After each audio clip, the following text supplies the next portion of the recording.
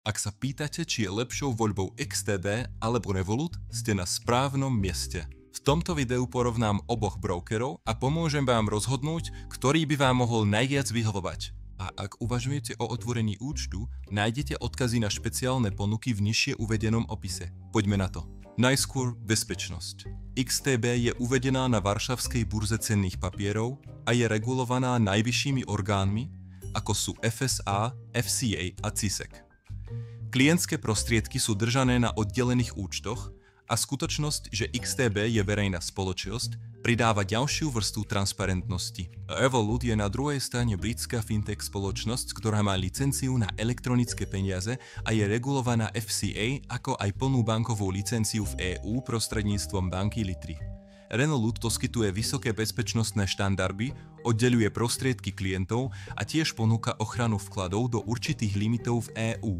Je však predovšetkým bankovou a platobnou aplikáciou, ktorá tiež pridáva investičné funkcie. Takže obe sú regulované a bezpečné, ale Revolut je viac fintech banka, zatiaľ čo XTB je špecializovaný obchodný maklér.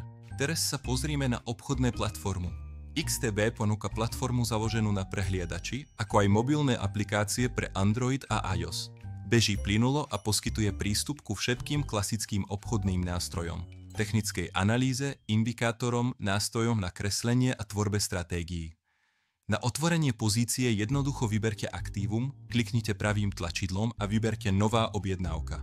Dostanete jednoduché okno objednávky, kde môžete nastaviť veľkosť obchodu, maržu, zisk na úrovni, ktorú chcete dosiahnuť a stop loss.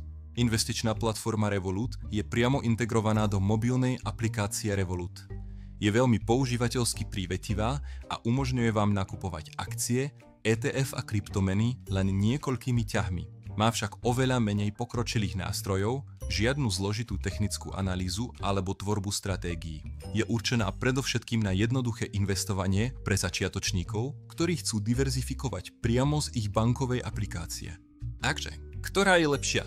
Ak chcete pokročilé obchodné funkcie a analýzy, jasne vyhráva XTB. Ak uprednostňujete jednoduchosť a chcete spojiť investovanie s bežnou bankovou činnosťou, Revolut môže byť atraktívnejší. Ďalej si porozprávajme o vkladoch a výberoch. V XTB jednoducho prejdete na svoj reálny účet a kliknete na oranžové tlačidlo v ľavom spodnom rohu. Môžete vložiť peniaze kartou, bankovým prevodom alebo miestnymi platobnými metódami v závislosti od vašej krajiny. Nie je stanovený oficiálny minimálny sklad, ale realisticky by som odporúčal začať aspoň z 200 USD. V Revolute sú vklady bezproblémové, keďže je to predovšetkým banková aplikácia, môžete si okamžite financovať svoj účet bankovým prevodom alebo kartou. Následne môžete alokovať peniaze do akcií, ETF alebo kryptomien. Minimálna suma na začatie investovania je veľmi nízka, často len 1 USD, čo ho robí mimoriadne dostupným. Výbery sa vracajú priamo na váš účet Revolut. Bod pre Revolut tu. Proces je rýchlejší, jednoduchší a má oveľa nižšiu vstupnú bariéru ako XTB. Čo nás privádza k poplatkom? XTB je jeden z najlacnejších brokerov na trhu. Spredy na euro USD začínajú od 0,1 pipu, priemerná hodnota je okolo 0,8. Akcie a ETF sú bez poplatkov za komisiu do 100 000 eur mesačne a nad túto sumu platíte len 0,2%. Konverzia meny je 0,5% a nie sú žiadne poplatky za výber.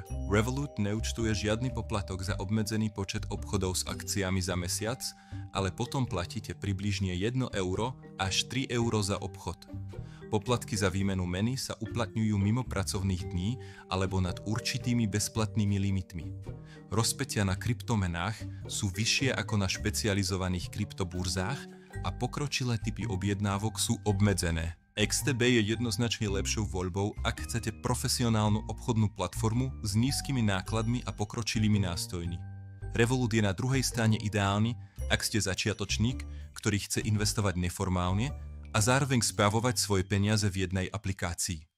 Podľa nášho názoru je XTB najlepšou voľbou pre aktívnych obchodníkov, zatiaľ čo Revolut dosahuje vyššie hodnotenie v oblasti jednoduchosti vkladov a dostupnosti pre bežných investorov. Odkazy na špeciálne ponuky oboch brokerov nájdete v popise, takže ich určite skontrolujte, ak ste pripravení začať. A ak vám toto video pomohlo, nezabudnite nechať like a odoberať kanál pre viac podobného obsahu. Ďakujeme za sledovanie.